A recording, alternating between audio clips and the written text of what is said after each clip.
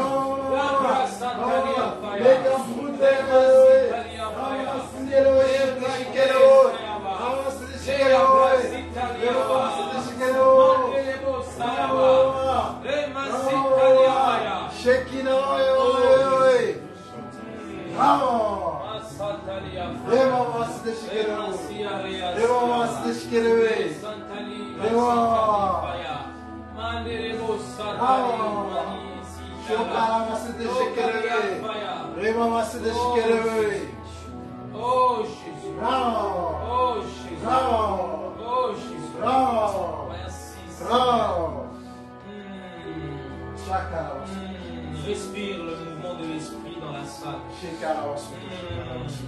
Ah, Jésus. Respire ce vent qui est en train de prendre la place dans ce lieu. Oh Dieu de gloire. Oh Dieu de gloire. Merci Seigneur. Merci Seigneur. Merci Seigneur. Merci Seigneur. Tu es bon Seigneur. Tu es digne d'être élevé Père. Tu règnes au-dessus de toutes les choses Père. Éternel, tu es assis sur ton trône de gloire Père. Tu es saint et saint Père. Amen. Oh, je dis souvent, il n'y a pas pas d'élection au ciel, Seigneur. Oh Père, personne n'a voté. Les présidents de ces membres dans les votes pour devenir des présidents, Seigneur. Les ministres de ces membres dans le vote. Mais toi, il n'y a pas d'élection, Père. Car tu étais dans le commencement, Père éternel. Car tu es Alpha et Oméga, Père. Amen. Tu es le commencement et la fin, Père. Amen. Tu es l'agneau immolé. Oh, tu es l'étoile du matin, Père. Tu es le lion de la tribu de Juda. Tu es Jéhovah Jireh, Yahvé, El Shaddai, Elohim, Adonai. Tu es saint et saint et saint. C'est pour ça que ces anges, Père, dans le ciel, Seigneur, ils se prosternent, n'arrivent même pas à te regarder dans les yeux, Seigneur. Ils doivent se couvrir avec leurs ailes, Seigneur. Et les vieillards qui disent que tu es saint et saint et saint et saint, Père éternel. Oh Dieu de gloire, merci encore pour ce moment, Père éternel. On va prier pour cette commune. Quand on vient d'arriver, ça fait que deux dimanches, nous sommes mis deux dimanches. On est ici. On va prendre possession sur la salle, on va prendre possession sur la commune d'Anderlecht. Vous savez, quand Dieu envoie ses enfants dans un lieu, c'est pour quelque chose. C'est pour cela, plusieurs églises ne comprennent pas que ça ne sert à rien de se mettre à 1000 sur le même avenue et à 40, à 10, à 5 sur dans le même bâtiment. Parce qu'il y a plusieurs secteurs. Amen.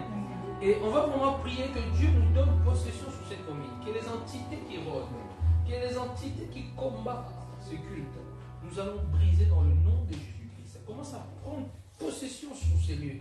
Vous savez, quand on change de territoire, chaque territoire est une entité qui est placée dans le territoire. Donc ça veut dire quoi? Ceux qui sont dans l'occultisme, quand ils changent, exemple de ceux qui sont dans la sorcellerie de l'occultisme, quand ils changent d'exemple de ville, ils rentrent en connexion avec les entités dans chaque territoire, afin d'avoir l'approbation ou comment on dit ça, l'autorisation même de venir s'installer. Mais nous n'avons pas besoin de leur autorisation. Parce que souvent ils combattent les églises ne comprennent pas cette réalité-là. Tu quittes une commune X, tu viens ici. Tu viens confronter notre entité. Donc ça veut dire quoi? Nous devons prendre contrôle. Car la terre appartient à Jésus-Christ. Car le sol appartient à notre Père. Amen. Car l'air qu'on respire, car le vent appartient à notre Père. Donc, ils sont venus sur la terre, ils ont possédé la terre, mais nous sommes les enfants de Dieu très haut. Nous avons la capacité de reprendre tous les territoires. Tu vas prier pour ces territoires d'Anderlecht. Que Dieu nous donne possession afin que les âmes d'Anderlecht viennent, soient touchées, que Dieu le montre par des rêves. Même les voisins qui sont autour ici. Que Dieu leur révèle par des rêves, il donne l'adresse. Dieu donne des adresses par des rêves. Il y a des choses, Dieu fait. Ouais, vous êtes là, Dieu donne des adresses de votre. Donne même des numéros dans des rêves. Alors, on va prier pour ça. Que Dieu attire des personnes dans ces lieux. Nous allons prendre contrôle sur l'esprit qui opère dans ces territoires. Prions dans le nom de Jésus-Christ. Père éternel, nous prions pour l'esprit, l'entité qui opère dans ces territoires. Éternel, étends ta main, Père. Nous prenons possession sur Seigneur, cette commune, Seigneur. Nous prenons possession sur la ville d'Anderlecht, Père. Nous prenons possession sur le territoire, Seigneur. Nous prenons possession sur les voisins. Nous prenons possession sur la police afin qu'ils ne viennent pas dans ces lieux. Nous prenons possession, Seigneur, sur tout esprit maçonnique. Nous prenons possession sur toute terre qui a été bâtie dans ces lieux, dans cette commune, Père. Nous prenons possession sur toutes les choses par le nom puissant de Jésus-Christ. Éternel des armées, manifeste-toi. Étends ta main car tu es roi. Étends ta main car tu es digne, Père. Nous prenons possession de tout, Seigneur. Oh Dieu, donne-nous, Seigneur, la terre. Donne-nous la terre. Donne-nous la terre, Père. Par le nom de Jésus. Par le nom de Jésus. Vous savez, il y a beaucoup de choses qui se passent depuis qu'on a aménagé ici. Ça, vous allez remarquer, depuis qu'on est rentré ici, l'atmosphère est combattue. Mais ne vous inquiétez pas, c'est juste un peu de temps. Un peu de temps, nous allons vivre nos choses. Amen. Parce qu'aucun démon peut nous empêcher de manifester la gloire de Très-Haut. Vous pouvez vous asseoir. La gloire de Très-Haut. Amen. Et ça va tout le monde? Ça va Ruben? Ça va. Ça fait longtemps. Ça fait plaisir de te voir. Ça va Joshua? Joshua des retours. Joshua, il était avec nous il y a 4 ans.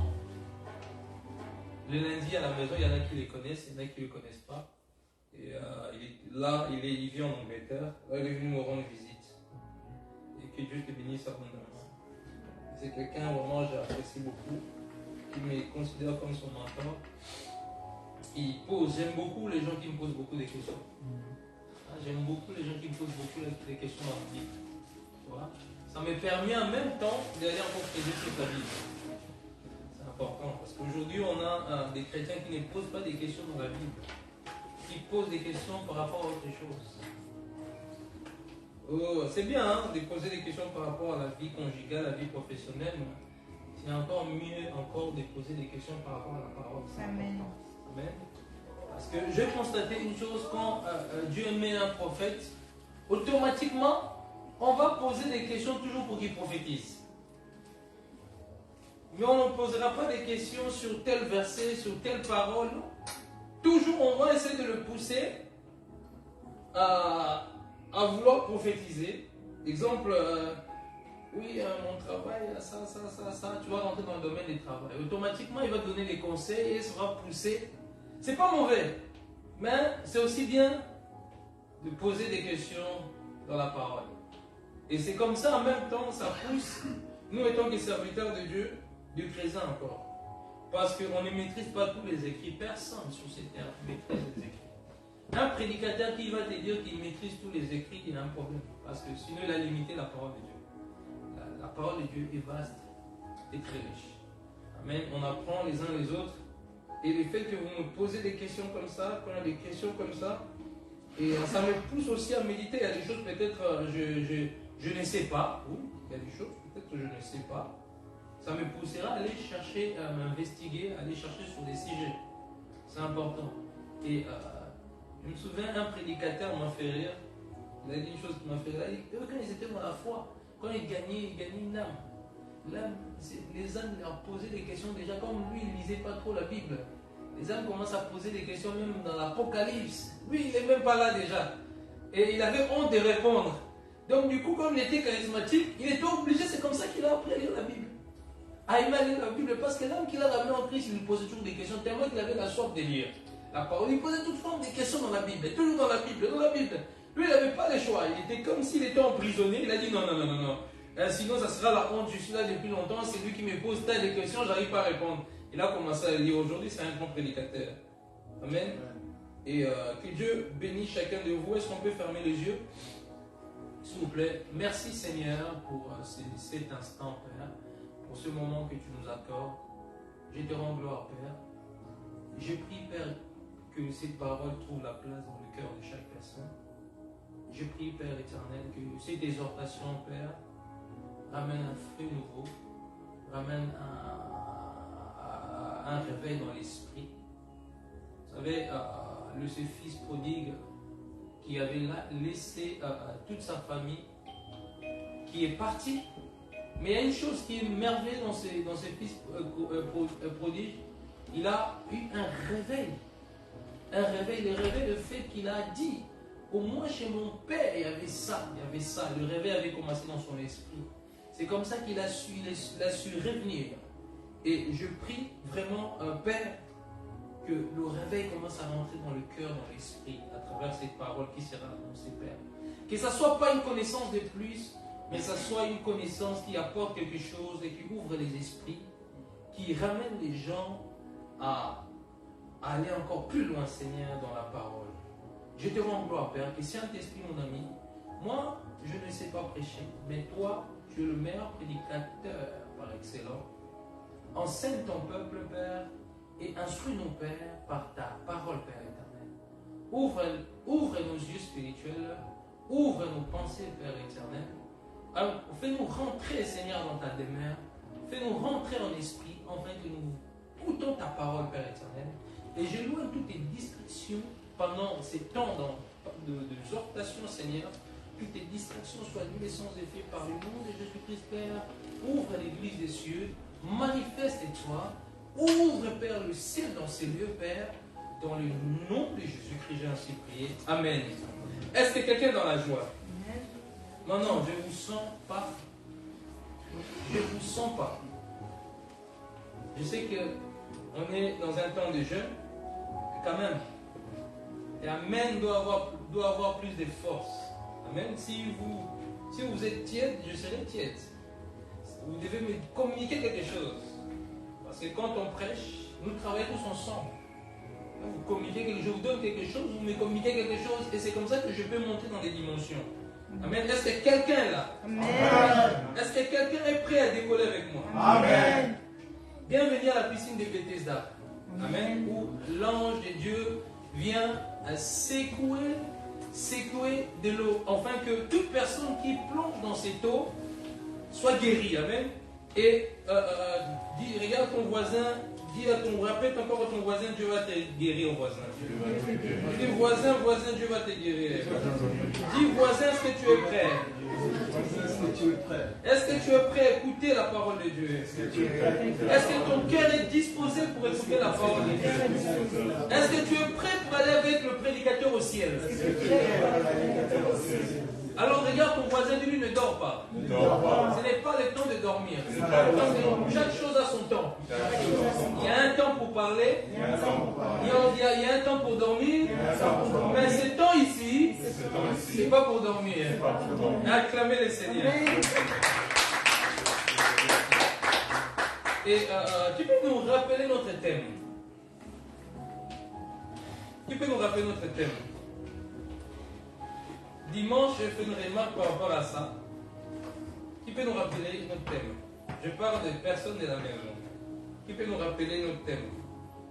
C'est quoi le thème d'aujourd'hui? Personne ne sait. La moisson est grande.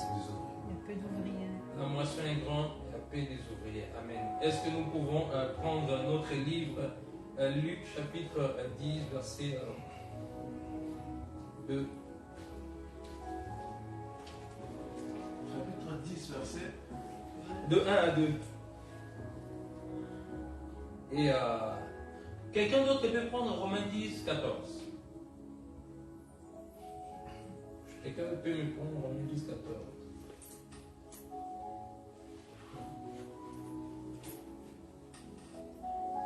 Ok. Je lis au nom du Seigneur Jésus-Christ. Après cela, le Seigneur désigna encore 70 autres disciples. Il les envoyait 2 à 2 devant lui dans toutes les villes et dans tout le lieu où lui-même devait aller. Il leur dit, la moisson est grande, mais il y a peu d'ouvriers. Priez donc le maître de la moisson d'envoyer des ouvriers dans sa moisson. Et verset 3, partez, voici, je vous envoie comme des agneaux au milieu de loups. Je vous envoie comme des agneaux au milieu de loups. Jésus nous prévient. Ne portez ni bourse, ni sac, ni souliers, et ne saluez personne en chemin. Dans quelque maison que vous entriez, dites d'abord que la paix soit sur cette maison. Il se trouve là un enfant de peu, votre paix reposera sur lui, sinon elle reviendra à vous. Amen. Est-ce que quelqu'un peut prendre Romains 10, 14, s'il vous plaît? Quelqu'un peut dire Romains 10, 14? Je lis au nom du Seigneur Jésus. Ok. Comment donc invoqueront-ils celui en qui ils n'ont pas cru? Comment donc invoqueront-ils? En celui qui n'ont pas cru. Oui, continue. Et comment croiront-ils en celui dont ils n'ont pas entendu parler? Comment croiront-ils? En celui qui n'ont pas entendu parler. Amen. Dieu est bon. Dieu fait des choses très merveilleuses. Amen. Et la moisson est grande, mais il y a peu des ouvriers. La définition du mot moisson, ça veut dire tout simplement agricole. Agricole qui consiste à récolter le céréales parvenu à la maturité. Je le répète encore pour ceux qui écrivent. agricole qui consiste à récolter le céréal parvenu à la maturité. Et la Bible parle moisson et grand. Ça, c'est Jésus qui parle aux disciples, qui va désigner 2 années. Jésus allait les envoyer pour aller faire l'œuvre, pour aller gagner des âmes. Jésus leur a rappelé une chose, il a dit, écoutez-moi, mes enfants, regardez-moi un peu. La moisson est grande, mais il y a peu des ouvriers. Car la moisson est tellement vaste, mais il y a peu des ouvriers. Jésus savait, quand il disait cela, Jésus savait pourquoi il disait cela, parce que, tout simplement, il avait une mission à accomplir sur la terre. Il y a ces passages qui dit, allez dans toutes les nations, faites les nations, c'est le passage qui est connu de tous, des disciples, baptisez-les, Père, au nom du Père, et du Fils, et du Saint-Esprit. Je répète, baptisez-les au nom du Père, et du Fils, et du Saint-Esprit. Quand on parle de moisson, prophétiquement, on est juste en train de parler, si je dois le situer, cette moisson, c'est la Belgique. Car nous sommes plantés au niveau de cette nation qui est la Belgique. La moisson de la Belgique est grande. La moisson de la Belgique est vaste. Mais Jésus dit, il y a peu d'ouvriers. Mais qui sont ces ouvriers? Tout simplement, ces ouvriers sont des enfants de Dieu, de chrétiens, qui sont en train simplement de dormir. De chrétiens qui sont en train de somnoler, qui sont plutôt dans leurs problèmes de tous les jours, dans leur travail, dans leurs préoccupations, dans leurs choses. Jésus rappelle que, même les enfants, la moisson est grande, mais à peu des ouvriers. Jésus va les envoyer 2 par 2. Ils vont parcourir des villes, ils vont marcher, parler de Christ. Et nous, en quelque sorte, si je dois te mettre sur la route, c'est tout simplement, nous sommes en train de parler de l'évangélisation, tout simplement. Et qui est tout simplement la bonne nouvelle. La bonne nouvelle, et c'est que Christ a fait, en venant sur la terre, pendant toutes ces années, 3 ans qu'il a passé sur la terre, et il a parlé de son nom à ceux qui ne le connaissaient pas. Et la moisson est grande, il y a peu d'ouvriers. Et nous sommes dans un temps où il y a 2 temps. Il y a un temps où Jésus est à la porte d'arriver, et en même temps, le monde est dans un temps où en train de se préparer pour un réveil spirituel. Maintenant, Jésus arrive. Le réveil se prépare de plus en plus petit à petit. Maintenant, les ouvriers sont assis dans les églises, pas en train de bouger. Il y a peut-être peu qui bougent. Peut-être on dit, ah ouais, nous voyons des vidéos des gens qui évangélisent. Nous voyons des vidéos des gens qui font ça. Mais regardez l'Europe. Il y a combien de personnes? Il y a beaucoup de personnes en Europe. Dans chaque pays, vous allez remarquer que nous sommes peu à œuvrer dans l'œuvre de l'évangélisation. Dans l'œuvre que Dieu est en train d'appeler l'Église. Tu vas peut-être me dire que moi, non, moi mon rôle c'est, je suis chantre. Moi je suis protocole. Moi, mon rôle c'est d'aider l'Église financièrement. Je vais te dégoûter parce que les apôtres, ils étaient apôtres, mais ils évangélisaient. Jésus était le Messie, le roi, le Dieu qui s'est fait chair sur la terre, en même temps prophète, il évangélisait. Amen. Tu n'as aucune excuse de me dire que non, moi je chante à la chorale. Moi, je partage les sandwichs. Moi, mon rôle c'est d'aider à ranger les chaises à l'église. C'est bien tout ça. C'est bien. Quand Jésus viendra, c'est bien. Mais quand Jésus viendra, il ne viendra pas chercher les chaises. de l'église. Quand Jésus viendra, il ne viendra pas chercher les sandwichs, les agapés que nous mangeons, même si c'est bien. Quand Jésus viendra chercher des âmes. Et s'il n'y a pas des âmes, Jésus nous demandera des comptes. La mission première d'une église, c'est que les âmes soient sauvées.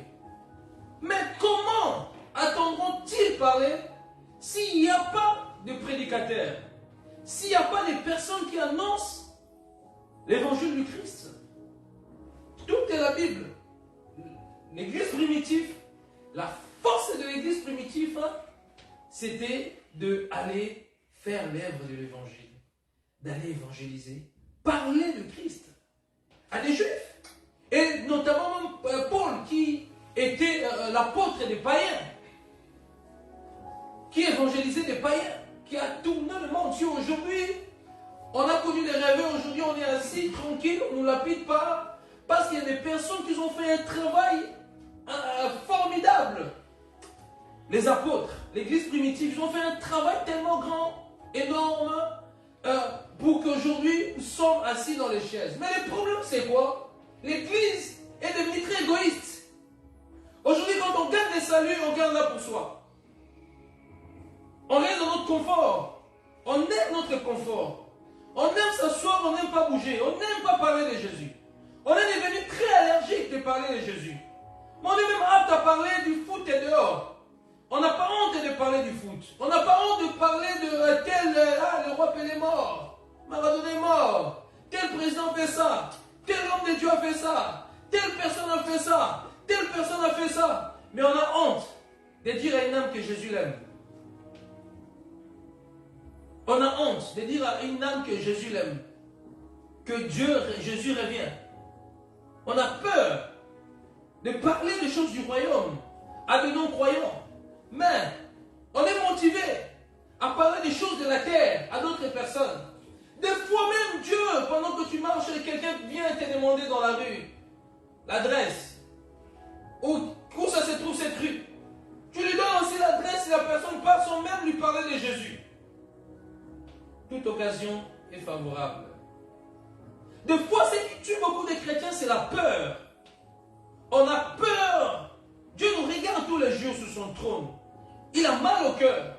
On a peur. Quand on arrive, même dans la rue, on est dans le métro, on est partout. On a peur de parler à quelqu'un tête à tête, de lui dire qu'il y a une personne qu'il aime, qui vit dans son royaume. On est stressé. On ne sait pas comment faire. Parce qu'on est tellement habitué dans un confort. On aime notre confort. On aime notre environnement. On n'aime pas que les personnes viennent dans notre confort. Et les âmes en train de mourir tous les jours. En train de se retrouver dans un feu éternel. Tous les jours, chaque seconde.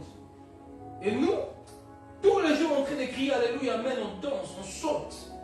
Mais pendant que tu danses et tu sautes, des milliers de personnes en Belgique, dans cette rue, combien de gens qui sont en train de pleurer les personnes, combien d'accidents qui se passent, combien c'est que Satan est en train de détruire, d'enlever les personnes afin qu'ils ne soient pas sauvés. Parce que, il y a des fois même, tu es passé à côté d'une personne, sans le savoir. Tu es passé juste à côté d'une personne. Quelques jours après, la personne est morte. Parce que ton rôle était de lui annoncer l'évangile. Mais parce que tu n'as pas été sensible, tu étais dans tes préoccupations, tu es passé à côté, les personnes se retrouvent en enfer. Plusieurs personnes sont en train de se retrouver au séjour des morts. Parce qu'il n'y a pas des ouvriers. Dieu veut envoyer des ouvriers. Mais les ouvriers veulent rester s'asseoir dans les églises, dans les chaises. Il y a des personnes même, leur nom, les chaises même, elle est fatiguée. Il y a des personnes qui ne aiment pas tellement évangéliser, les chaises sont fatiguées de toi. Et quand tu vas t'élever, je suis fatigué de toujours venir chauffer les chaises. Quand tu vas parler à une âme, quand tu vas ramener une âme, quand tu vas consoler une âme, les chaises sont fatiguées, les chrétiens.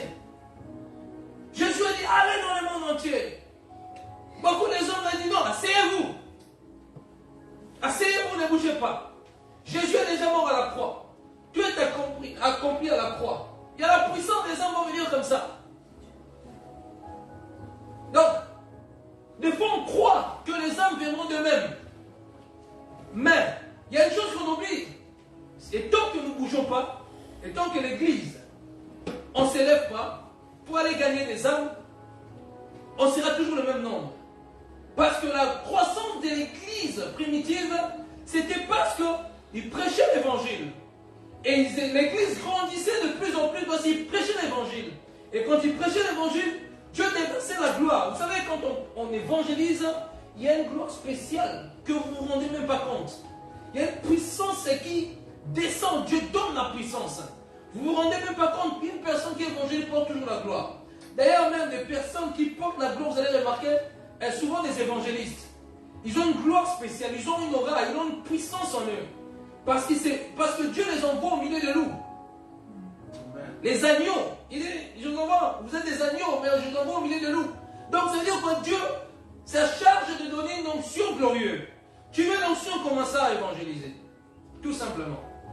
Tu veux des déclenchements dans ta vie, commencer à évangéliser. Tu veux des ouvertures dans ta vie, commencer à évangéliser. Quand je me suis mis à évangéliser, ma situation a commencé à être débloquée. Pourtant, j'ai prié pendant des années. Seigneur, Seigneur, ça, Seigneur, le mariage, Seigneur, ça, Seigneur, le travail, Seigneur, Seigneur, Seigneur, rien. Mais lorsque je commençais à mettre mon pied dehors, commençais à avoir le souci des âmes, Dieu a commencé à déclencher des choses dans ma vie. Déclencher, me bénir financièrement.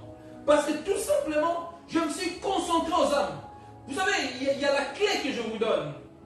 Pour que Dieu ouvre l'église des cieux dans ta vie, tout simplement, il y a un point que tu dois savoir, l'une des points que tu dois savoir, intéresse-toi aux âmes.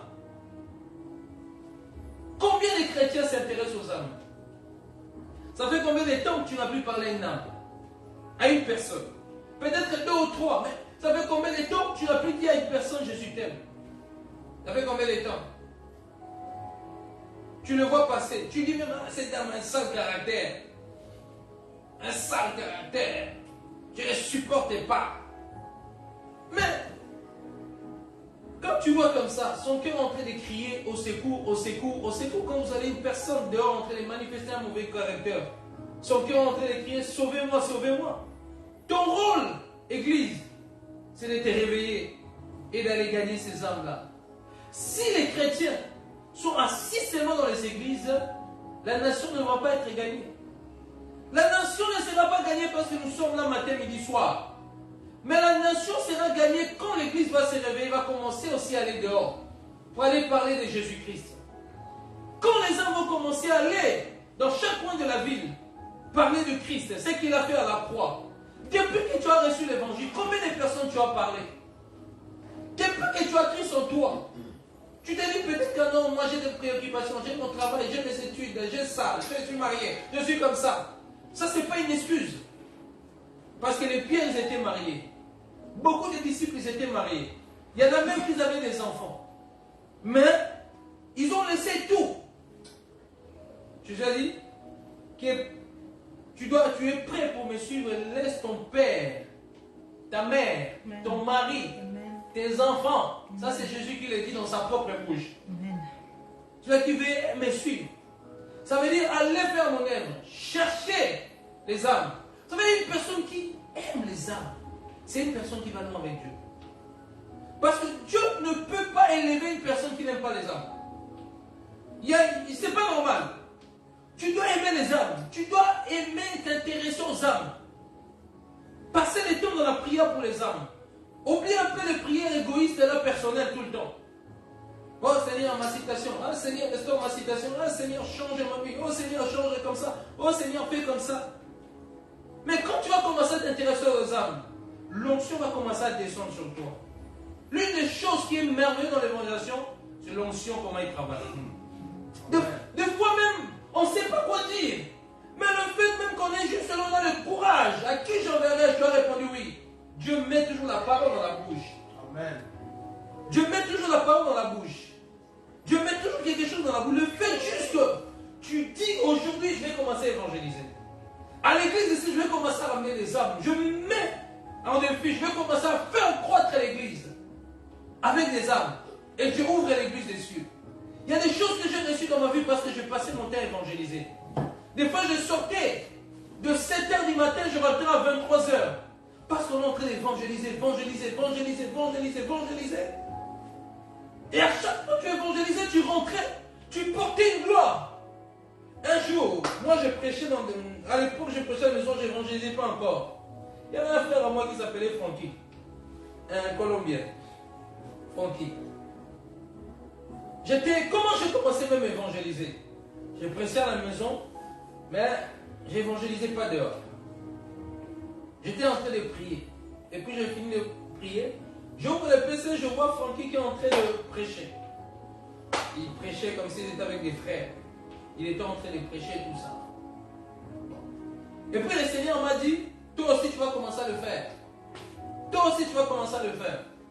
J'ai dit, moi aussi Seigneur, je vais le faire. Je désire, moi je vais le faire. Qu'est-ce qui va se passer? C'est là que ma vie a commencé à changer. 6 mois après que Dieu m'a dit, tu vas commencer, tu vas même les rencontrer ces personnes-là. 6 mois après, j'habitais à Vanderbilt à Woluwe. Je ne comprends pas, j'ai une soif, faim. Au lieu de sortir juste à côté de la maison, je vais de l'autre côté de la ville, moi qui habite à Woluwe. Je pouvais aller acheter à manger à côté, mais je sens une force qui me pousse à aller en ville. Mais j'arrive en ville, je vois le frère Francky, le frère Josué, qui passait avec des baffes, qui prêchait au doigt. Tout simplement. Il y avait à la place de la monnaie, là, les gens qui faisaient de la boxe. Crier, ce n'est pas contre les sangs, ce n'est pas contre la chair. Et puis ils sont partis, j'ai eu honte. J'ai vraiment eu honte, je passe à côté. Les Saint-Esprit m'interpellent, c'est ton travail aussi, tu en fais partie. Je retourne avec eux, ils me disent, maintenant aujourd'hui tu vas prêcher. Moi je prêchais dans des salles, je prêchais dans des réunions de prière. Et le premier jour que j'ai prêché, c'était fort. Deuxième jour, je commence à prêcher dehors. En pleine rue, les gens s'arrêtent. Un monsieur s'élève dans la foule. Commence à me dire, dis-toi déjà, ça fait que 2 fois que tu évangélises. Arrête-moi ton Jésus là. Ton Jésus, je commence à crier, ça a jamais encore de foule. Commence à dire, arrête, ça n'existait pas. Le monsieur a commencé à crier. Le monsieur a commencé à crier. Le monsieur a commencé à crier pendant que j'évangélisais. Deuxième fois que j'évangélise. Imagine-toi, tu es encore au début dans l'évangélisation dehors. Et un monsieur qui crie, non, arrête-moi en pleine heure. Il criait. J'ai senti comme une froideur qui allait me prendre. J'ai senti comme si je commence à devenir timide comme ça. Et puis d'un coup, ces jours-là, une force qui est montée sur moi. C'était tellement fort. Boum. Je l'ai regardé devant la foule. Deuxième fois que j'évangélise. Pour vous dire que Dieu met l'onction. Le monsieur me ridiculisait, criait. Ah, je disais, c'est rien. L'esprit me saisit devant la foule. Je dis, monsieur, tu as abandonné le Seigneur, tu étais avec le Seigneur. D'ailleurs, hier même, tu es tombé dans ça et ça et ça. J'ai commencé à décrire devant la foule, ça veut le monsieur a fui. A sorti de la foule qui criait. Moi, ça faisait que deux fois que j'ai évangélisé. Le monsieur, il a fui. Et puis, il s'est caché. Et puis, quand la foule est partie, il est venu se convertir. Pourquoi? Parce que j'ai obéi à Dieu d'aller évangéliser. On est dans un temps où l'église, les chrétiens sont insensibles aux âmes. Chacun veut son truc. Ah, je veux les mariages. Ah, je veux avoir des papiers. Ah, je veux de l'argent. Ah, je veux ça. Ah, je veux ça. Mais la priorité, on oublie les âmes. Le cœur de Dieu bat pour les âmes. Le cœur de Dieu, je te répète, le cœur de Dieu bat pour les âmes. Et si tu n'aimes pas les âmes, tu ne pourras pas aller loin avec Dieu. Parce que le but pour Dieu, que les âmes soient sauvées. Satan, on est dans une guerre spirituelle. Le monde spirituel satanique veut des âmes. Satan aussi veut des âmes. Nous sommes dans un bras de fer. Vous allez voir qu'aujourd'hui, Satan veut des âmes, il se retrouve tout dans l'occultisme. C'est qui contrôle le monde, c'est des âmes. Dieu aussi veut des âmes. C'est ce qu'on appelle les églises. C'est des âmes. Maintenant, dans le temps de la fin, les ouvriers sont en train de dormir. Mais la moisson est grande, tellement vaste. Les ouvriers, il y en a peut-être peu qui évangélisent, qui font le travail de temps en temps. Voilà pourquoi le problème que nos églises ne grandissent pas. Parce que nous avons abandonné l'évangélisation. Et Dieu nous demandera des comptes. La personne, il y a des chrétiens qui vont se retrouver dans un feu. Ce n'est pas un jeu. Parce que des fois, tu es ici, Dieu te pousse à évangéliser, mais tu as peur. Tu as honte de parler de Jésus. Qu'est-ce que les gens vont me voir au mon travail? Qu'est-ce qu'on va me prendre? Tu as peur de parler de Jésus. Et dans le royaume de Dieu, il n'y a pas de faiblards. Dans le royaume de Dieu, il n'y a pas de personnes qui ont peur. C'est que de courageux, parce que Dieu nous a donné un esprit de force. Amen. Pas un esprit de paresseux, pas un esprit de peur. L'esprit de peur ne vient pas de Dieu. C'est le temps où l'armée céleste nous devons se lever pour évangéliser et commencer à gagner les âmes pour Christ. Et nous allons voir l'évolution dans ces lieux. Pierre évangélise. Et d'ailleurs même, quand vous remarquez, vous savez pourquoi arrivait la persécution dans l'église primitive? Tout simplement parce qu'ils étaient assis. Ils se contentaient à partager la parole, à faire des agapés, à s'asseoir. Bon, tu vas regarder, ok. Moi je veux qu'ils gagnent des territoires, parce que j'ai un projet de sauver l'humanité. Hein, moi je vais partir. Mais eux, moi je suis déjà au ciel. Mais eux ils sont assis, ils sont confort. Et on voit la persécution. Vous allez voir, quand vous lisez Acte 8, Philippe a fui à Samarie. Philippe est parti à Samarie, ils étaient un peu dispersés. La persécution, c'est Dieu qui a envoyé ça, arrivé, pour qu'ils se réveillent. Ils ont commencé à fuir de la gauche à droite. Et ils ont eu le courage maintenant de commencer à évangéliser. Et dont Étienne qui a commencé à évangéliser, à parler, commençant à parler de l'histoire des prix, il a cité la généalogie d'Abraham. Il est descendu, il a parlé, ils étaient tellement choqués, ils l'ont lapidé. Dans l'Empire, Paul qui était là, qui a participé à la lapidation. Et qui a pris, même on lui a mis les vêtements d'Étienne. Et c'est lui qui devient même le successeur d'Étienne. Il était là le jour de la mort d'Étienne. Il était là parce qu'on a posé les vêtements d'Étienne sur ses pieds. Et il ne savait pas que c'était un acte prophétique pour lui. Qu'on lui donnait le manteau d'Étienne. Il ne s'est même pas rendu compte. Et le même Paul, qui partait à Damas, sur le chemin de Damas pour persécuter les chrétiens. Qu'est-ce qui se passe? Dieu le frappe. Boum, il tombe. Paul, pourquoi tu me persécutes? Aveuglé pendant des jours. Paul, il devient un disciple du Christ, qui a commencé à parcourir l'Asie, qui a commencé à parcourir la Grèce. Plusieurs pays a reçu l'évangile à cause d'un homme. Vous savez comment un homme peut changer toute une ville? Un homme qui peut changer, qui peut évangéliser tout un continent. Il a parcouru l'Istre, plusieurs pays. Rome, plusieurs pays à l'époque. Pour parler de Jésus-Christ. Mais eux me disent, non, je suis pasteur, je ne peux pas évangéliser. Je suis apôtre, je ne peux pas évangéliser. L'apôtre Paul, un apôtre, mais qui a montré l'exemple. Il vivait que pour les hommes. Pour les âmes. Sa vie était pour les âmes. Sa vie était tellement pour les âmes qu'il a même décidé de ne pas se marier. Bon, toi je ne te conseille pas. Sinon, hein, il faut vraiment que Dieu te donne le don de Paul. Sinon tu vas commencer à aller voir des sœurs en cachette là-bas. Hein? Il faut vraiment que Dieu te donne le don de Paul. Sinon, il faut te marier. Hein, parce que quand il y aura des retours, on va t'attraper autre part en cachette. Donc, Paul, Philippe, ne parlons même pas de Philippe, a fait un travail très extraordinaire dans l'évangélisation, dans le corps du Christ. A gagné des milliers d'âmes. Où il y avait un magicien là qui faisait tourmenter toute une ville. Philippe arrive, il impose Christ. Voilà les hommes comme ça, les hommes de foi. Je crois que tu es une femme, un homme de foi que Dieu appelle. Amen. L'évangélisation pour toi, c'est pas pour toi. J'ai rien qui là-bas. Non, je ne vais pas l'évangéliser à ta place. Cette assemblée grandira quand tu vas t'élever à évangéliser. Ne crois pas que Dieu va commencer à descendre, il va aller chercher Marguerite, il ramène Marguerite ici. Non. C'est toi qui dois s'élever. Tu as les mains, tu as la bouche. Dieu t'a donné la bouche. Dieu t'a donné l'art de parler. Il y a des hommes ici dans le monde, vous avez l'art de draguer des filles, de parler des filles, vous avez l'art. Mais quand vous arrivez en Christ, vous êtes devenus comme des... Des fois, je me pose des questions. C'est comme si l'évangile vous rend un peu bizarre. Vous êtes devenus comme tiède, mort. Vous n'avez même pas... Quand tu parles, même tu bégayes. Les seules choses que tu sais faire parler en langue matin, midi, soir. Mais pourquoi quand tu étais dans les mots, tu étais courageux comme ça? Tu avais des mots pour séduire une fille. Mais quand tu arrives en Christ, il y a des hommes qui ont l'art de parler. Mais l'art de parler, c'est seulement pour parler à des serfs. Escroquer. Mais ils n'ont pas les désirs profonds de parler des âmes, d'aller gagner des âmes. Sur cette capacité-là, gagne des âmes. Amen. Gagne des âmes avec cette capacité-là.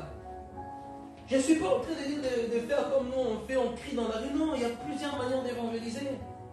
Tu peux parler à des personnes tête à tête. Tu parles à des personnes. Vous allez remarquer une chose, l'évangélisation ramène tellement la puissance de Dieu que vous n'avez même pas idée. Des fois, tu parles à une personne, la personne commence à pleurer même sous l'onction. Un jour, j'étais à Flagey, je suis en train de marcher. Je marchais calmement. Je vois une personne. Je lui dis une phrase. Jésus l'aime, il a commencé à pleurer. Une phrase. Jésus l'aime. La personne a commencé à pleurer. Vous savez combien de personnes qui souffrent? Combien de personnes qui se souffrent? Combien de personnes qui sont là n'ont plus la solution? Après, se retrouvent chez des voyants, chez les marabouts. Après, Satan vient leur proposer des pactes. Parce que là, les églises sont endormies. Parce qu'on s'est assis dans nos chaises. Parce qu'on ne préoccupe plus notre... On menace, des fois même on commence à menacer Dieu. Seigneur, depuis que j'attends le mariage, Seigneur, depuis que j'attends, Seigneur, depuis que j'attends, tu m'avais promis par un prophète, tu m'avais promis, Seigneur, tu m'avais promis, Dieu te regarde seulement, tu menaces Dieu. Dieu te dit, regarde, évangéliste, quand tu passes dans la rue, quelqu'un passe. Toi, tu oublies ça, Seigneur. Et puis tu rentres même des gènes, les 3 jours, tu menaces Dieu. Seigneur, tu te fâches même, Seigneur, si tu ne fais pas ça, moi j'arrête la foi. Arrête la foi, tu vas te retrouver en enfer. Tu dois blaguer avec Dieu. Vous croyez que Dieu c'est votre ami? Arrête-toi. Si tu veux arrêter, arrête la foi. Arrête-toi la foi. Si tu veux arrêter, arrête la foi. Dieu, des fois, il y a des choses que tu demandes, hein, il te regarde, il ne te donne pas, il connaît ton cœur. Toi, tu es là, tu te fâches. Tu vas là-bas, à gauche, à droite, tu retournes même dans le monde. Il y a des frères qui sont retournés comme ça dans le monde, ils sont fâchés contre Dieu. Dieu, quand tu te fâches contre lui, tu vas te fâcher jusqu'à la fin du monde. Hein? Parce que c'est celui qui contrôle. Si tu te fâches contre Dieu, fâche-toi contre Satan. Dieu va te prendre. Mais si tu te fâches contre Dieu, qui va te défendre? Amen. Qui va te défendre? Satan ne doit pas être parce qu'il n'a pas cette capacité. Déjà, même toi-même, tu es plus puissant que Satan.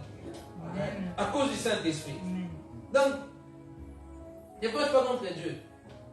Ton temps, super Seigneur, Seigneur, donne-moi ça. Prie pour l'évangélisation, prie que Dieu te donne la capacité de parler, que Dieu enlève la timidité. Tu as peur de parler à des âmes. Mais tu parles beaucoup des choses. Tu parles des matchs de foot, tu parles des personnes, tu critiques. Tu passes ton temps à critiquer. Pour critiquer, ça c'est vraiment, il y a des chrétiens qui doivent donner des médailles. Des médailles d'or. S'il y avait même la Coupe du Monde pour les critiques, installer ça dans les églises. On a l'art de critiquer, mais on n'a pas l'art de gagner une âme. C'est terrible. On critique les pasteurs, on critique tout le monde, on critique surtout aujourd'hui, on a les réseaux. Gagner des âmes. Gagner des âmes.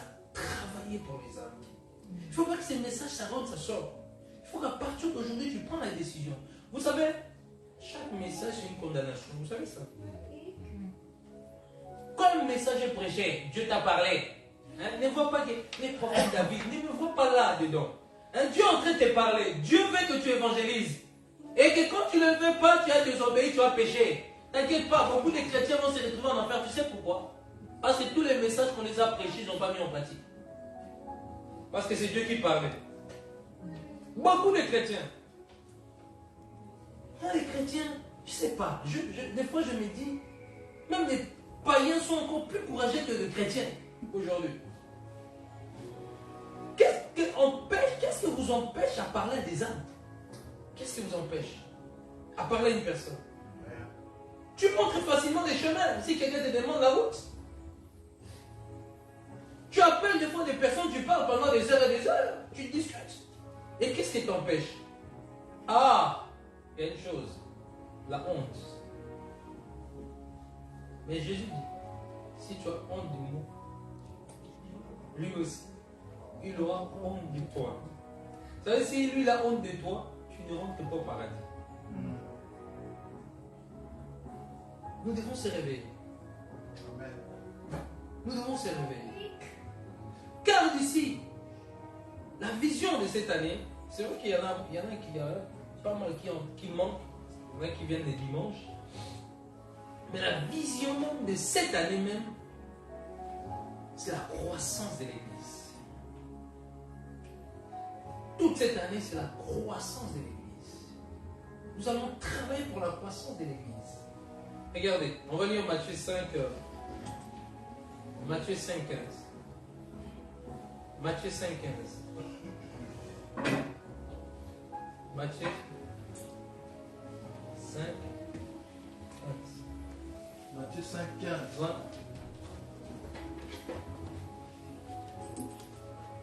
On n'allume pas une lampe pour la mettre sous le boisseau, mais on la met sur le chandelier et elle éclaire tous ceux qui sont dans la maison. Hein? Verset 14 d'abord, on va lire verset 14. Vous êtes la lumière du monde, une ville située sur une montagne ne peut être cachée. Donc vous êtes la lumière du monde, une ville située sur une montagne ne peut être... Vous ne pouvez pas être caché. Parce que vous êtes une lumière du monde. Et quand on allume, qui allume la lumière? Il dit bien si on n'allume pas une lumière, une lampe pour le mettre sous le boisseau. Mais non, c'est qui allume la lampe de ton cœur? C'est Jésus. Hein? La personne qui allume la lampe de ton cœur, c'est Jésus. Tout simplement. Mais on la met sous le chandelier.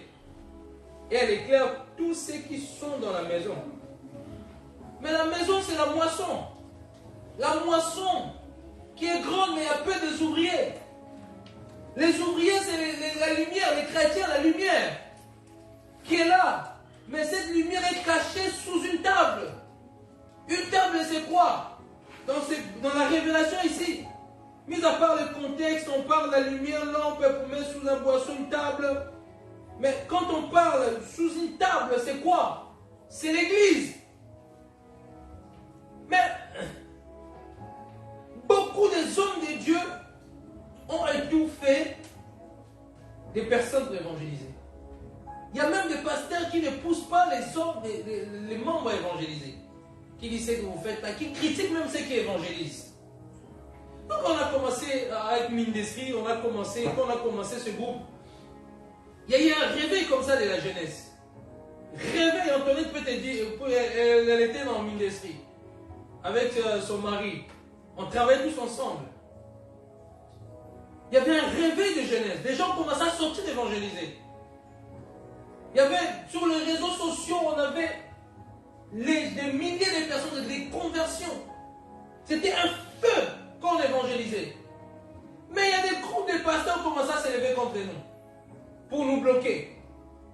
Parce qu'il y a toujours, quand l'église primitive commençait à s'élever, dans l'évangélisation, les pharisiens se sont élevés. On vous interdit de parler de ces noms-là. Il y aura toujours dans l'évangélisation des gens qui vont vous parler mal. Moi, un jour, je suis en train d'évangéliser, j'étais avec un frère Wycliffe. On était le frère Wycliffe. On était à Flagey. Je prêche et les gens s'arrêtent. Et pendant que je prêchais, un monsieur qui vient pisser sur mes pieds. En pleine ville, je suis en train de prêcher, je suis avec un frère.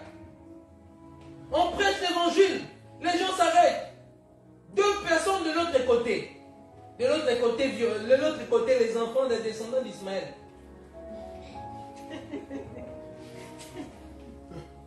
Ils nous ont cachés, ils m'ont attrapé comme ça, je vais te couper la tête. L'évangélisation. L'évangélisation, ça ramène, ça te bénit. Tu sais, quand tu sors de l'évangélisation, tu veux restaurer, tu vois les oppressions, là, les petits démons qui t'attaquent là. Oh, je suis oppressé, va évangéliser. Parce que tu proclames la parole, il y a quelque chose qui se libère. Quand tu rentres, tu sens une onction. Amen. Quand toi, tu sais qui évangélise dans la rue là tout le temps, tu vois, quand tu les approches, tu sens une onction qui dégage dans leur atmosphère. Il y a une forte onction qui dégage dans leur atmosphère. Parce que Dieu déverse l'onction. Parce que lui-même, il a dit, il y a peu d'ouvriers. Mais quand il t'envoie d'aller, quand tu vas, il déverse quelque chose de gloire. Amen. Je prie vraiment pour toi que tu te réveilles de ce sommeil. Tu ne sois pas les chrétiens de lundi, les chrétiens de dimanche, ou les chrétiens de mercredi. Mais tu sois un chrétien qui est fervent, qui évangélise. Amen. Qui fait croître à l'église. Et quand Dieu voit ça, problèmes, il est en train de briser. Il s'occupe de tes problèmes. Lui-même s'occupe de tes problèmes. Le problème, c'est quoi? Parce que tu attends, tu as assis. Ah, Seigneur, ma vie ne changeait pas. Oui, ta vie ne changerait pas aussi. Ma vie ne changeait pas, Seigneur. Depuis que je suis chrétien, Dieu a dit, ma fille, sors, va parler à un monsieur là-bas. Quand tu le vois, tu dis, ah, ce n'est pas par ma force. Je dis, parle, c'est depuis le moment ce n'est pas par ma force. On a tous des versets. C'est pas par mon esprit. Je commence à sortir des versets. Dieu dit, va, parle. Je t'ai donné un esprit de force. Et on tremble, on tremble. Jérémie, à un moment, on a dit, parle. Jérémie commence à trembler, je suis qu'un enfant. Dieu a dit, Jérémie, écoute-moi bien, petit. J'ai mis ma parole dans ta bouche. Parle. Jérémie a le courage. Quand Dieu te dit, parle, va évangéliser, tu vas parler. Nous, on a vu des personnes, nous, on a vu là, quand on évangélise, on a vu même des pasteurs qui nous fuyaient. Dès qu'ils nous voient, ils tournent. Les chrétiens, tu le vois. Nous, on se... Ils viennent, nous, doucement, nous aussi, on est chrétiens. Et puis on dit, vas-y, parlez, parlez, gagnez des âmes. On a vu des personnes qui avaient peur d'évangéliser. On a dit, passer, dès qu'ils ont ouvert la bouche, ils ont commencé à parler. Amen. J'ai vu beaucoup de choses dans l'évangélisation. J'ai appris à libérer l'onction dans l'évangélisation. Les dons sont déclenchés dans l'évangélisation. Parce que le problème, c'est quoi? Pourquoi tes dons dorment? Tout simplement parce que tu ne l'utilisais pas. Mais la meilleure manière d'utiliser tes dons, c'est dehors.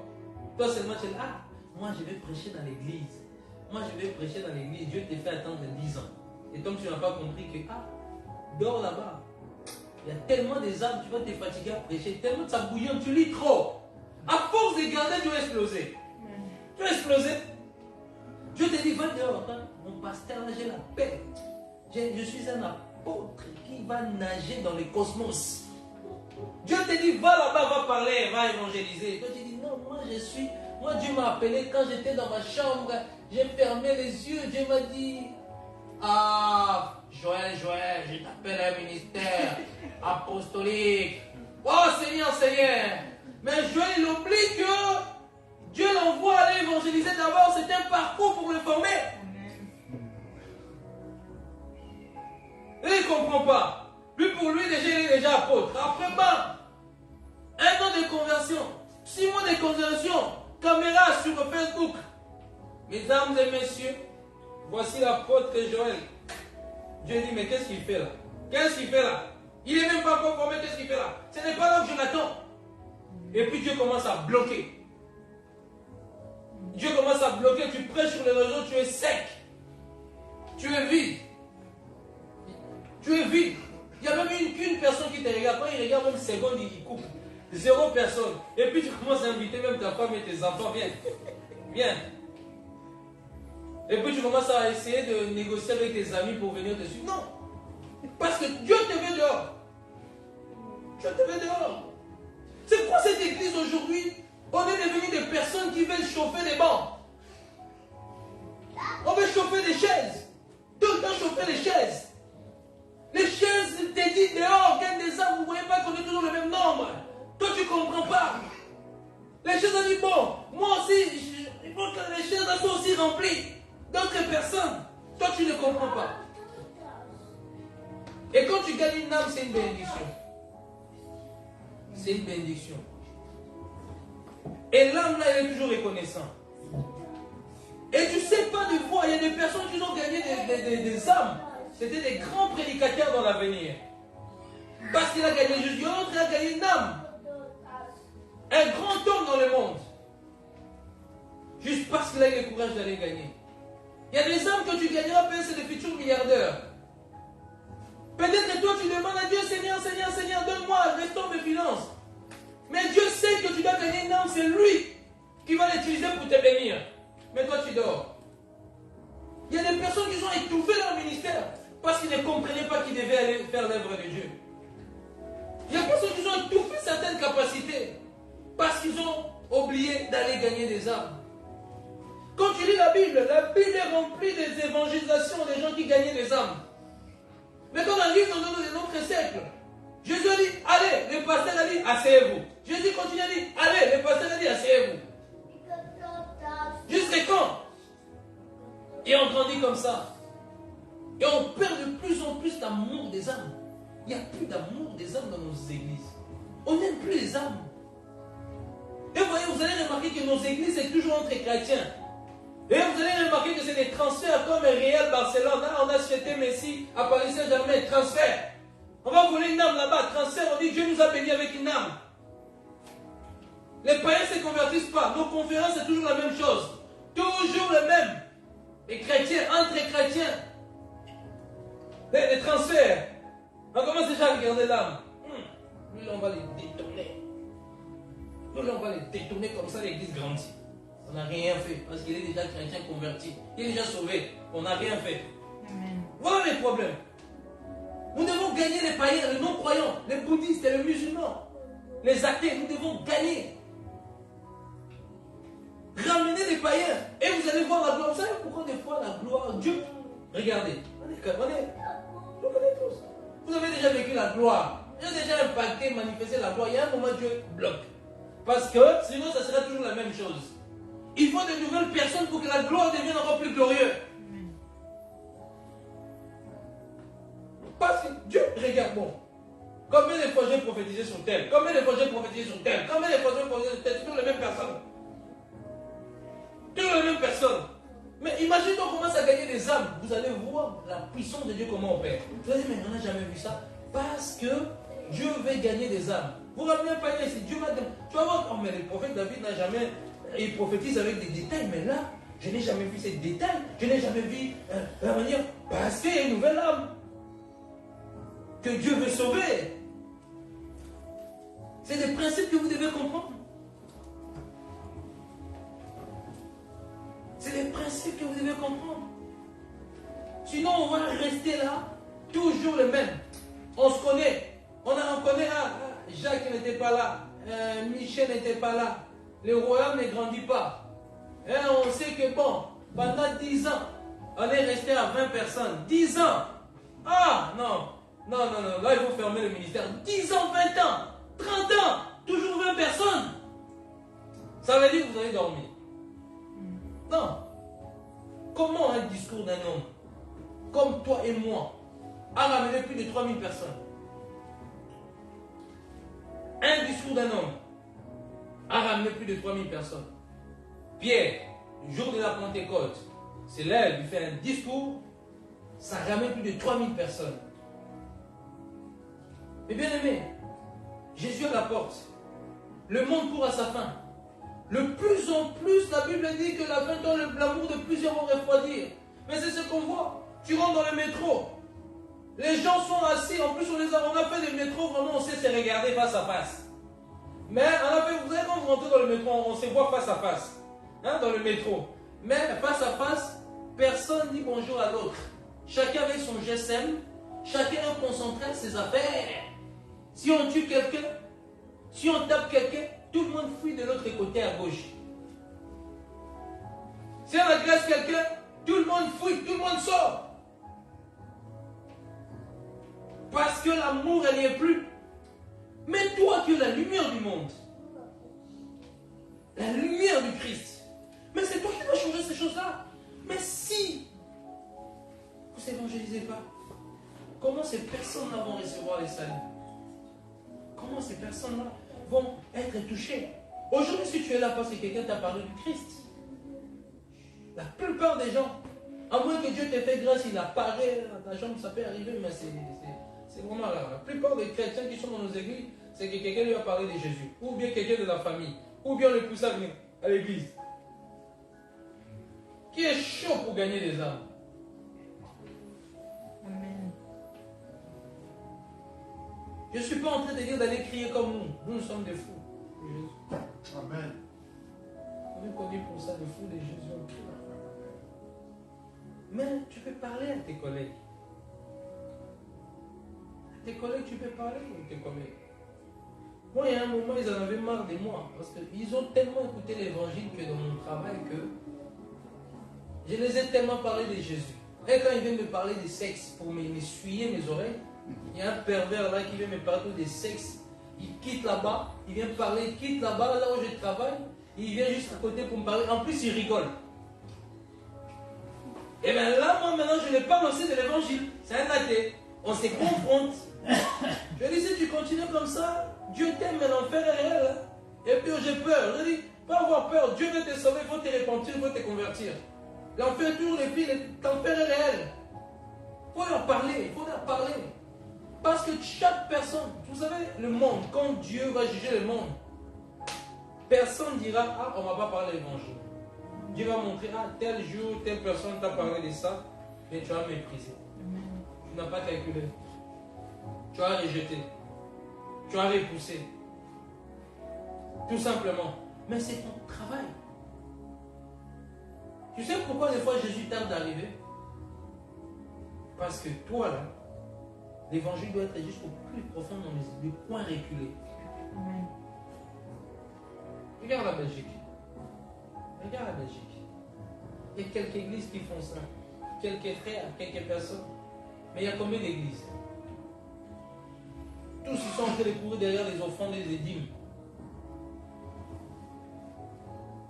Ils n'ont même pas la vision de créer des groupes d'évangélisation pour l'église. Il n'y a pas beaucoup qui le font dans les églises. Ils n'ont même pas la vision de créer l'évangélisation.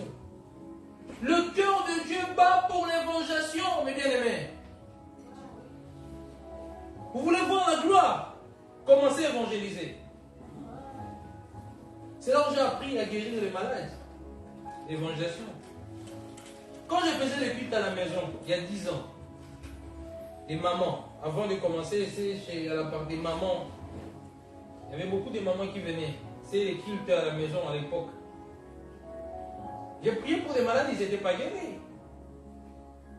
Il y avait les prophétiques, il y avait l'onction, les gens tombaient. Mais quand j'ai prié, les gens n'étaient pas guéris. C'est toujours la même chose. Mais quand j'ai commencé à aller dehors, Dieu a commencé à mettre une autre dimension dans l'onction. C'est là que j'ai appris à guérir le malade. D'ailleurs, même une des choses qui m'a toujours fait rire, on est avec un frère zélé, on voulait prier pour malade. On prie. Maintenant, je dis, lève-toi là, je te bénis. Il y avait un vieux là qui nous a découragés au début. Il a dit, est-ce que vous êtes vraiment sûr qu'il va marcher? Il y a tous ces gens pour vous décourager. Pendant qu'on est en train de dire, lâche tes mains qui marche. Lui dit, est-ce que vous êtes sûr qu'il va marcher? Ça nous a refroidi. On a dit non, c'est violent, on va le fuir. Il a pu nous faire ça. On a commencé à essayer avec foi. Et Dieu a commencé à déclencher le don de guérison. Je vis des musulmans être baptisés du Saint-Esprit. Baptisés du Saint-Esprit. Je parle avec une musulmane, je prie pour l'onction et descendu, a commencé à parler en langue dans la rue. J'ai vu beaucoup de guérisons. On est parti avec Mindesky à Strasbourg. 2 frères, pendant que moi je priais là-bas, il y a un paralytique qui s'est levé à cause de l'évangélisation. À un essai ici, il y avait le prophète David Moulon avec un frère Terence, on était tous ensemble. Pendant qu'ils évangélisaient, un tram qui allait vers la descente, paralytique, un aveugle l'a vu, paralytique s'est levé dans le tram, les gens étaient choqués, étonnés. L'évangélisation, ça ramène la gloire. Combien de guérisons j'ai vu, combien de gens poussés j'ai vu. C'est là où j'ai appris à travailler dans les champs. Dieu, pour te faire monter là, te fait travailler dans les champs. D'abord les champs, dans la moisson. Parce que la moisson a besoin des ouvriers. Amen. Les ouvriers doivent être prêts, s'élever, sortir. C'est fini les temps de l'appareil. C'est fini les temps où on est assis et on ne bouge pas. Et oh, tu vois aussi que ton église ne grandit pas, toi, ça ne te fait rien. Tu dois te révolter, rentrer en de prier, aller gagner des âmes. Ça ne te fait rien. Pour toi, le plus important que je connais, la sœur Tina, la sœur Nadine, la sœur, le plus important que je la connais. Je prie de temps en temps. Mais tu n'as pas la vision des âmes. Cette année, il faut avoir la vision des âmes. Il faut que ta pensée change. Il faut que ta manière de réfléchir change. C'est le moment où assemblée de sortir, de gagner des âmes. Non plus pas. Si tu es réfléchi par rapport aux âmes, lève-toi. Lève-toi. Je dis l'évangélisation ramène l'onction. L'évangélisation nourrit. Avec Mindesky à l'époque, on a dit on va rentrer en retraite 3 jours. Chez le frère Wycliffe. Qu'est-ce qui se passe? Un grand cuisinier sort de nulle part. Il dit, bon, moi je veux vous préparer moi-même la nourriture pendant qu'on évangélisait. Il sort un frère comme ça. chrétien qui est un grand cuisinier, un Libanais qui est de la Grèce. Il sort, il dit, on parle en fil, on se dit, oh c'est fort, il y a le feu ici. Il parlait lui-même, il y a le feu. Il dit, lui-même il était agité. Et puis on dit, on va rentrer en retraite, tu viens avec nous. Et puis il dit, non, moi je vais vous préparer la nourriture pour 3 jours. Tous les jours, la nuit, quand on clôturait, ils nous ramenaient des plats. Ce n'est pas des petits plats. Parce que notre désir, c'est d'aller évangéliser. L'évangile nous a ouvert des portes à des grandes personnes, des personnes grandes dans le monde. L'évangélisation. Parce qu'on est évangélisé. Il y a des personnes que tu feras connaître dans ta destinée seulement dans l'évangélisation. Il y a des personnes qui peuvent t'introduire dans les travaux dans l'évangélisation. Parce que toi tu cherches les travaux matin, midi, soir, mais quelqu'un passe sur l'évangile touché par le Saint-Esprit, tu dis reçois l'onction et commence à crier dans la rue. J'ai vu des délivrances, il y a des jours une fille qui m'approche, je prie avec, je prie, boum, elle tombe, elle a commencé à être délivrée. À l'époque, on a vu beaucoup, il y a beaucoup de témoignages, même j'oublie. Pendant que je prêchais, une dame est en train de pleurer. Une dame est en train de pleurer. On a vu des choses incroyables, des personnes un jour. Il y avait un vieux à nous qui est depuis longtemps dans la rue, on l'appelle l'ancien. Il était en train de prêcher. Un monsieur, un jeune qui avait un ligament croisé. Et il avait des béquilles, un belge. Il avait des béquilles.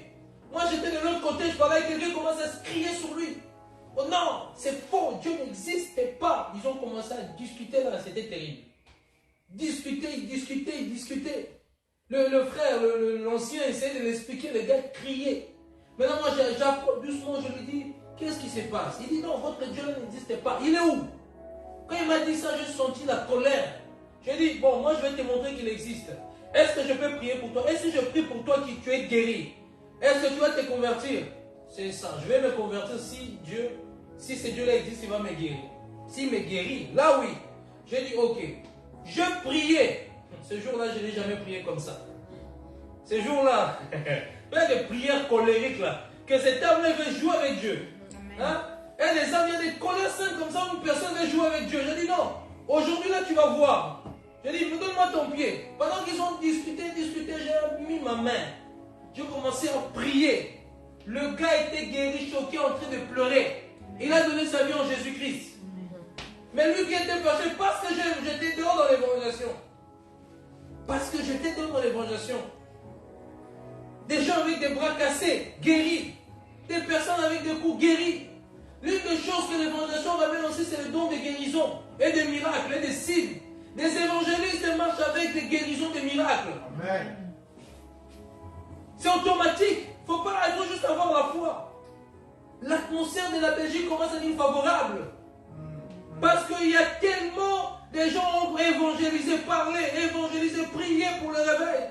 Et les repas ont très petit à petit, l'atmosphère est en train de dégager pour le réveil. C'est pour cela que Jésus devait en ce moment-là les envoyer parce que Jésus savait qu'il y avait un réveil qui devait se passer. Après sa mort, il savait déjà qu'il a préparé les terrains à travers l'atmosphère spirituelle. C'est ce qui se passe à l'Europe, l'atmosphère est en train de se dégager. Il faut seulement saisir et comprendre que le temps auquel que nous sommes en train de vivre en Europe, enfin de glisser, de gagner les âmes. Amen. Tout simplement. Afin de gagner les âmes. Mais bien aimés, comprenez ces choses-là. Et vous allez voir ce que Dieu va faire. Dieu dit, demande-moi les nations, je te donnerai les nations, l'extrémité de la terre. Dieu nous a donné une nation, la Belgique. Et la Belgique, nous devons, dans chaque Belgique, il y a des villes. Chaque coin de la Belgique, il y a des villes. Si nous sommes à Bruxelles, dans la Bruxelles, il y a des communes, c'est ce qu'on appelle des communes. Et dans chaque commune, nous pouvons gagner des personnes. Dieu nous a donné Anderlecht. Gagnons des personnes en Anderlecht. De Gare du Midi jusqu'ici. S'il fait froid, on va commencer à évangéliser à partir de Gare du Midi. Quand il va commencer à faire plus chaud, on va commencer à évangéliser ici. Parler à des hommes, ça ne t'écoute rien. Il dit, ceux qui croiront seront sauvés. Dieu te dit, parle seulement. Ce qui est de convertir une âme, toi tu ne convertis pas. Il ne faut pas avoir peur. C'est Jésus qui le fait à travers toi. Amen. C'est Jésus qui le fait à travers toi. C'est Jésus qui le fait à travers toi. Tout simplement, mes bien-aimés. Est-ce que vous êtes bouillant pour l'évangélisation? Amen. Est-ce que vous êtes chaud pour l'évangélisation? Amen. Est-ce qu'il y a des personnes comme des pierres qui sont Amen. chauds pour parler de Jésus? Amen. Est-ce qu'il y a des personnes comme des Pauls qui sont chauds pour parler de Jésus-Christ? Amen. Qui vont recevoir une onction nouvelle? Amen. Parce que Dieu, pourquoi tu n'opères pas puissamment? Tout simplement parce que Dieu veut que tu fasses quelque chose. Gagner une âme. Qui est prêt ici à commencer à parler une âme invitée à l'église? Amen.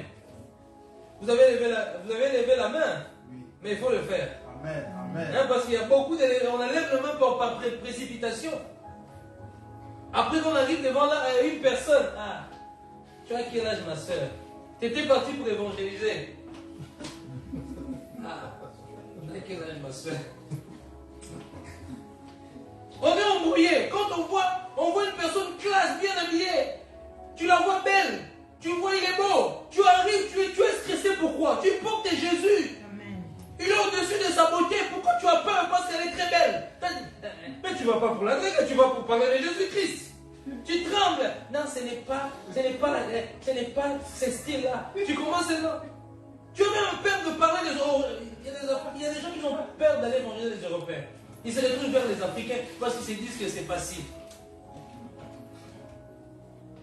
C'est pour ça que dans les églises, il y a beaucoup des Africains. Voilà le problème. Voilà nos églises. Regardez bien. Dans nos églises, il y a beaucoup des Africains. Pourquoi? Parce qu'au lieu de gagner les païens, ceux qui ne croient pas, la plupart des Européens ne croient pas. Nous, quand on arrive devant, on se dit, ah, au moins si l'autre est congolais, je peux glisser mon lingala.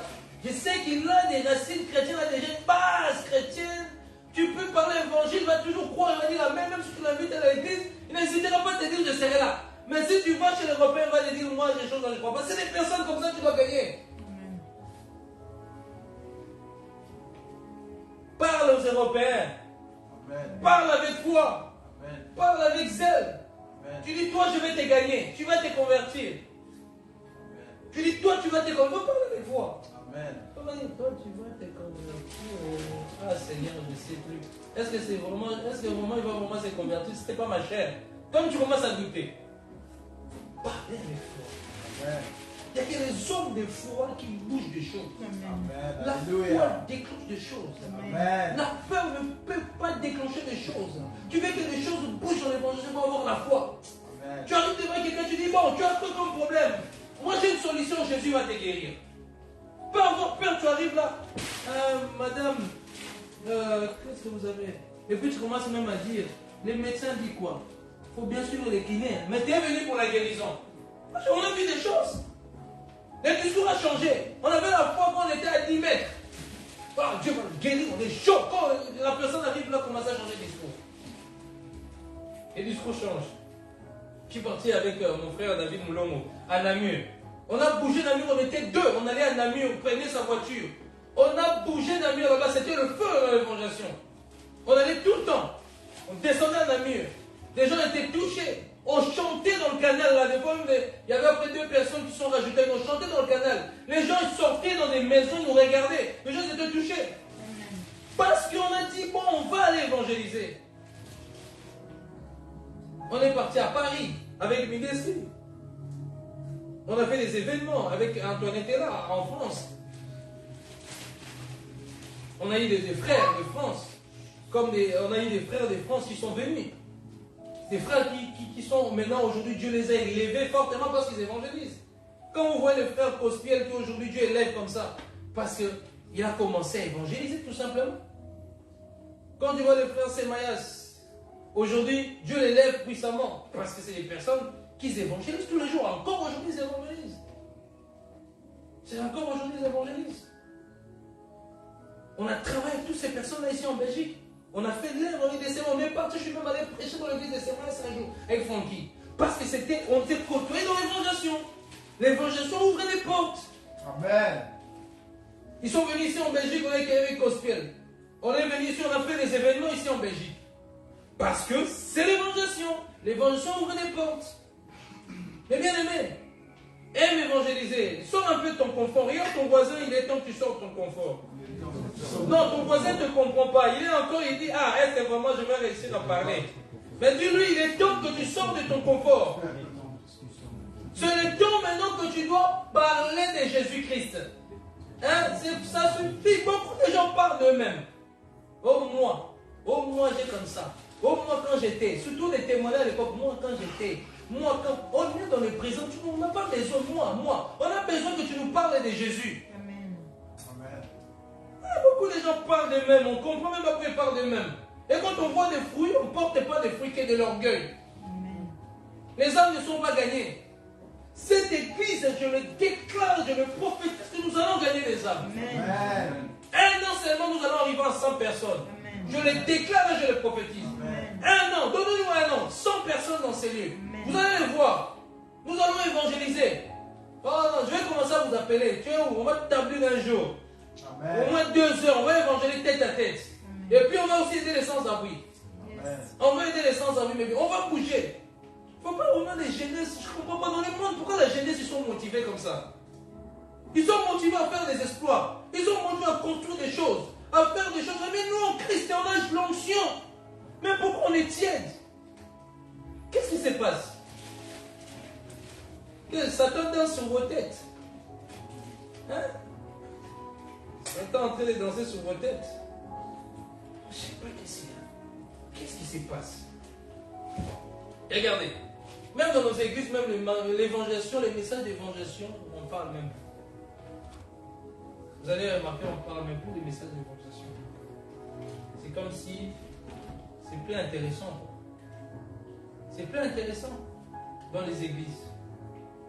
Et vous allez voir, l'évangélisation, c'est pour l'évangéliste. Hein? Et le ministère évangéliste aujourd'hui est bafoué. Quand tu es évangéliste, tu es rien, quoi. Tu n'es pas grand. Il faut se mettre prophète pour être prophète des dimensions, apôtre des dimensions. Hein? Mais évangéliste.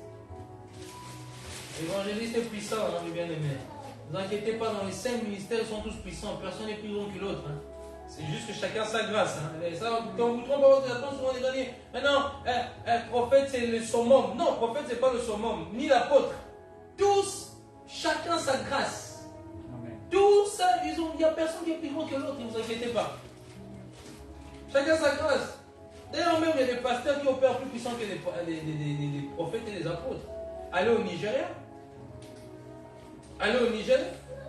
L'évangéliste Bénin, ce n'est pas un prophète Bénin. C'est un évangéliste. Il a bouleversé le monde. Renard Banquet, ce n'est pas un apôtre. C'est un évangéliste. Il a bougé le monde, Renard Banquet. Renard Banquet, je me souviens, quand il venait en Afrique, des campagnes d'évangélisation, les morts ressuscitaient à 100 mètres. Les gens ramenaient les morts dans les stades. À 100 mètres, il était au podium, il n'a même pas touché à ressusciter. Les gens s'est réveillés. L'évangélisation. C'est fort l'évangélisation. C'est puissant l'évangélisation. Et aimez l'évangélisation avec guérison. Vous allez gagner beaucoup des âmes. John, Dieu te ouvre la guérison. Aujourd'hui là. Amen. Quand toi l'évangélisation tu commences à faire là, prie pour les gens. Je dis, bon, tu vois ce que je fais là? Fais la même chose. Si tu as peur, pense seulement à ce que je fais avec foi. Ah, au nom de Jésus-Christ, sois guéri. Et puis tu ne dis pas, s'il te plaît, est-ce que tu peux bouger? Toi-même, il faut parler avec foi. Bouge, tu es guéri. Tu ne peux pas commencer à réfléchir, sinon tu bloques. Tu mets ta main au nom de Jésus-Christ, sois guéri. Au nom de Jésus-Christ, sois guéri. Et tu dis à la personne, là, tu vas voir. Tu vas voir. Tu sais pourquoi? Tu es dans une maison ici, Dieu a au moins des dons des miracles. Ce que j'opère, c'est en toi. La manière dont j'opère, c'est en toi parce que tu es lié à moi. Il faut seulement avoir la foi seulement.